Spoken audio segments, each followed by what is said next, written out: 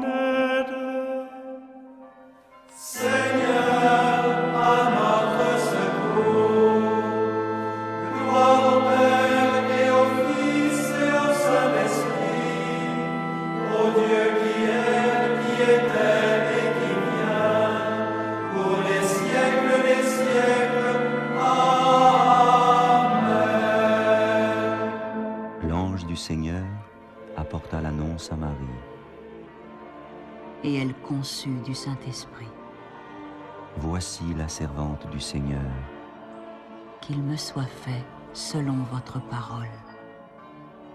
Et le Verbe s'est fait chair. Et il a habité parmi nous.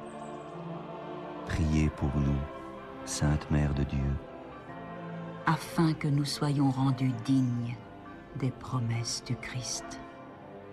Daigne, Seigneur, répandre ta grâce dans nos âmes, afin qu'ayant connu par le message de l'ange l'incarnation du Christ, ton Fils, nous arrivions par sa passion et par sa croix à la gloire de sa résurrection. Par le Christ, notre Seigneur. Amen.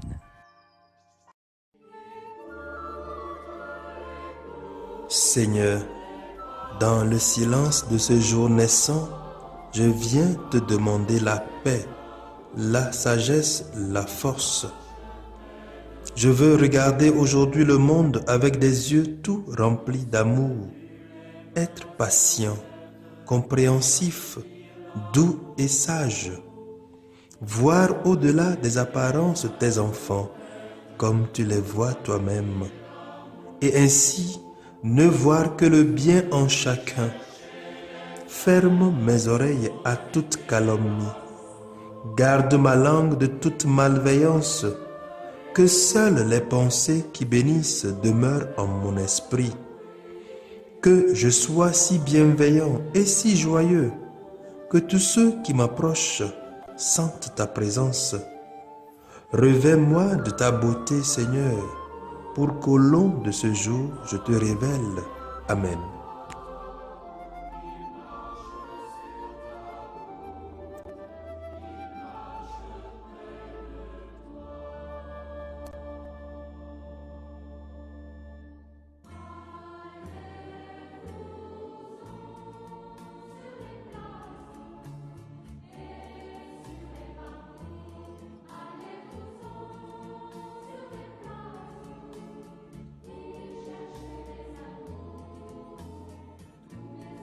Écoutons les textes de ce jour, lus par la sœur Hélène Amouzou, NDA, et commentés par le père Odilon Amenyaglo, SMA.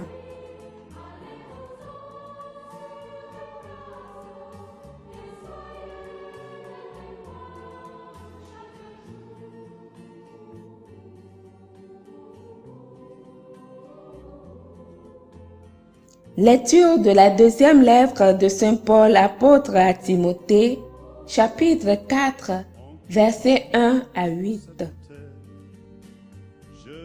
Bien-aimés, devant Dieu et devant le Christ Jésus qui va juger les vivants et les morts, je t'en conjure au nom de sa manifestation et de son règne. Proclame la parole, intervient à temps et à contre-temps, dénonce le mal, fait des reproches, encourage, toujours avec patience et souci d'instruire. Un temps viendra où les gens ne supporteront plus l'enseignement de la sainte doctrine. Mais, au gré de leurs caprices, ils iront se chercher une foule de maîtres pour calmer leur démangeaison d'entendre du nouveau. Ils refuseront d'entendre la vérité pour se tourner vers les récits mythologiques. Mais toi, en toutes choses, garde la mesure, supporte la souffrance, fais ton travail d'évangélisateur, accomplis jusqu'au bout ton ministère. Moi, en effet, je suis déjà offert en sacrifice le moment de mon départ est venu. J'ai mené le bon combat, j'ai achevé ma course, j'ai gardé la foi. Je n'ai plus qu'à recevoir la couronne de la justice. Le Seigneur, le juste juge, me la remettra en ce jour-là, et non seulement à moi, mais aussi à tous ceux qui auront désiré avec moi sa manifestation glorieuse. Parole du Seigneur.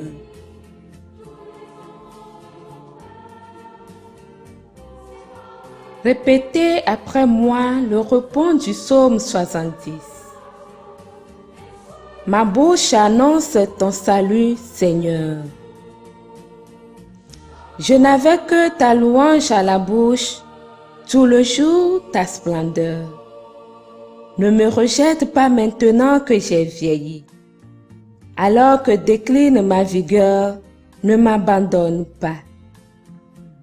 Ma bouche annonce ton salut, Seigneur. Et moi qui ne cesse d'espérer, j'ajoute encore à ta louange. Ma bouche annonce tout le jour tes actes de justice et de salut. Ma bouche annonce ton salut, Seigneur. Je revivrai les exploits du Seigneur en rappelant que ta justice est la seule. Mon Dieu, tu m'as instruit dès ma jeunesse. Jusqu'à présent, j'ai proclamé tes merveilles. Ma bouche annonce ton salut, Seigneur. Et moi, je te rendrai grâce sur la harpe pour ta vérité, ô mon Dieu. Je jouerai pour toi de ma cithare, Saint d'Israël. Ma bouche annonce ton salut, Seigneur.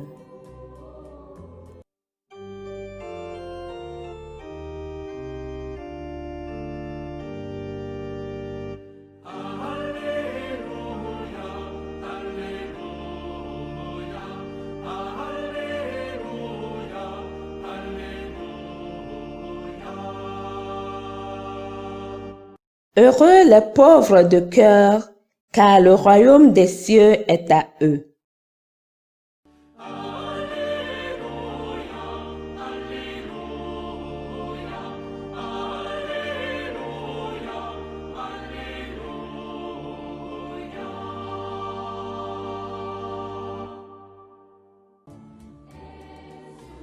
Évangile de Jésus-Christ selon saint Marc, chapitre 12, versets 38 à 44. En ce temps-là, dans son enseignement, Jésus disait: Méfiez-vous des scribes qui tiennent à se promener en vêtements d'apparat et qui aiment les salutations sur les places publiques, les sièges d'honneur dans les synagogues et les places d'honneur dans les dîners. Ils dévorent les biens des veuves et, pour l'apparence, ils font de longues prières. Ils seront d'autant plus sévèrement jugés. Jésus s'était assis dans le temple en face de la salle du trésor et regardait comment la foule y mettait de l'argent. Beaucoup de riches y mettaient de grosses sommes. Une pauvre veuve s'avança et mit 2 petites pièces de monnaie. Jésus appela ses disciples et leur déclara: Amen, je vous le dis. Cette pauvre veuve a mis dans le trésor plus que tous les autres. Car tous, ils ont pris sur leur superflu, mais elle a pris sur son indigence. Elle a mis tout ce qu'elle possédait, tout ce qu'elle avait pour vivre. Acclamons la parole de Dieu.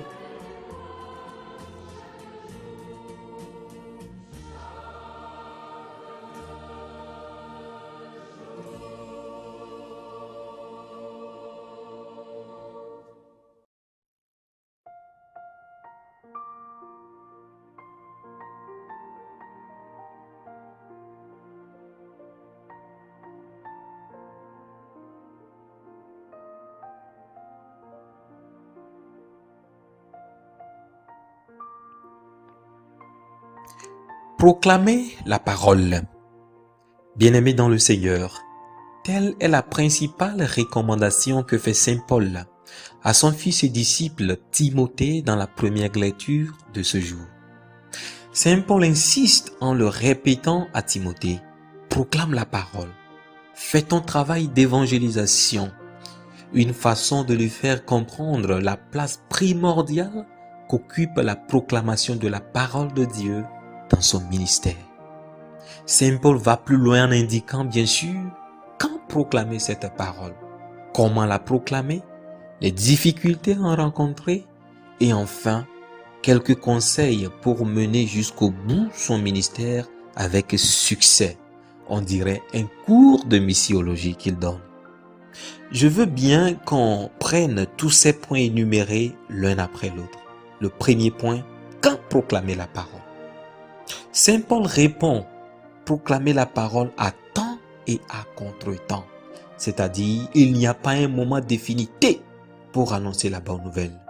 Saint Paul nous invite alors à proclamer à tout moment, quelles que soient les situations, quand tout va mal comme quand tout va bien, pendant les moments favorables, pendant les moments défavorables, il faut saisir de toute occasion pour annoncer l'évangile.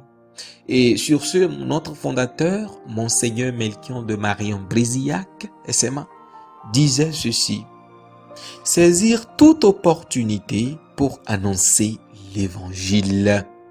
Aujourd'hui, est-ce que nous saisissons chaque occasion que Dieu nous donne pour proclamer sa parole, surtout dans les moments difficiles? Est-ce que nous sommes fidèles à l'annonce de l'évangile? Le deuxième point, comment proclamer cette parole? Sur ce point, Saint Paul nous fait comprendre que proclamer la parole ne veut pas seulement dire parler de Jésus-Christ aux autres, mais aussi cela veut dire se servir de la parole pour dénoncer le mal, surtout quand ça ne va pas, quand ça va mal. Dénoncer le mal. Faire des reproches constructifs. C'est pour cela que Saint Paul va ajouter ceci à toutes ces dénonciations et ces reproches. Il va dire ceci, tout cela toujours avec patience et souci d'instruire. Pas dans un esprit d'orgueil où on humilie l'autre, on critique l'autre. Non, Saint Paul précise bien sûr dans un esprit d'humilité, avec patience et souci d'instruire. Donc c'est des remarques constructives. C'est des reproches constructifs à la lumière de l'évangile. C'est ça aussi proclamer la parole. Et ça, c'est notre travail. C'est le travail du chrétien. L'autre aspect, Saint Paul parle aussi d'encourager. Voilà l'autre verbe, encourager. Ce mot manque dans le vocabulaire de certaines personnes. Ils ne savent pas encourager. Il y a des évangélisateurs qui passent leur temps à critiquer pour critiquer. Ils ne savent pas apprécier, encourager à la lumière de la parole de Dieu. Nous avons tous besoin de revenir à l'école de Saint Paul pour apprendre à annoncer cette bonne nouvelle par nos actes, nos vies et nos paroles bien sûr. Alors ceci nous fait passer au troisième point sur les difficultés à traverser. Ensuite, au point sur les difficultés, Paul souligne en premier celles liées à l'accueil de son message, à l'accueil de la bonne nouvelle, à l'accueil de la proclamation de la parole.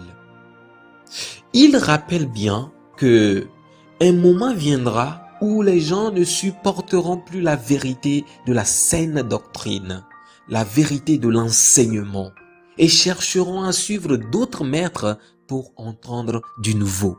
Et nous faisons l'expérience aujourd'hui. On en a assez. Aujourd'hui, vous allez voir assez de ces prophètes, de ces pasteurs, de ces messagers de l'évangile de la prospérité. Parce qu'il veut nous prêcher ce que nous voulons entendre. Et on court derrière. Des chrétiens qui courent derrière.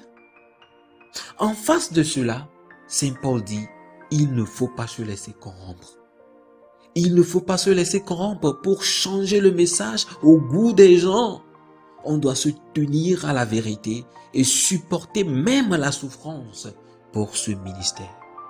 Et alors, le quatrième point ici, Saint Paul, dans cette dernière partie de cette première lecture, par son exemple de vie présente, invite Timothée à vivre dans une attitude d'offrande, de don total de sa personne dans ce ministère d'évangélisation. Il faut un engagement à 100%. La vie de Saint Paul est un exemple d'ailleurs. Et là, bien-aimés dans le Seigneur, dans l'évangile de ce jour, Jésus-Christ tout d'abord nous met aussi en garde contre l'attitude saprophyte et hypocrite des scribes qui, au lieu de proclamer la parole, profitent plutôt d'elle, s'érigeant en maître. Contre cette attitude malsaine des agents de la bonne nouvelle, le Christ nous invite comme Saint Paul, dans la première lecture, à travers l'histoire de la pauvre veuve, à vivre dans une attitude de don total, dans une attitude d'offrande dans le service que nous rendons à Dieu. Puisque la veuve, en donnant tout ce qu'elle avait pour vivre, s'offrait totalement à Dieu, vivant dans l'abandon total à lui et à sa parole. Alors, bien-aimés, c'est ainsi qu'on devient éligible pour la couronne de la justice, pour le ministère bien accompli pour Dieu. Alors, frères et sœurs en Christ, prions en ce jour que Dieu nous aide à nous offrir totalement, complètement, sans retenue, à temps et à contre-temps pour la proclamation de sa parole. Amen.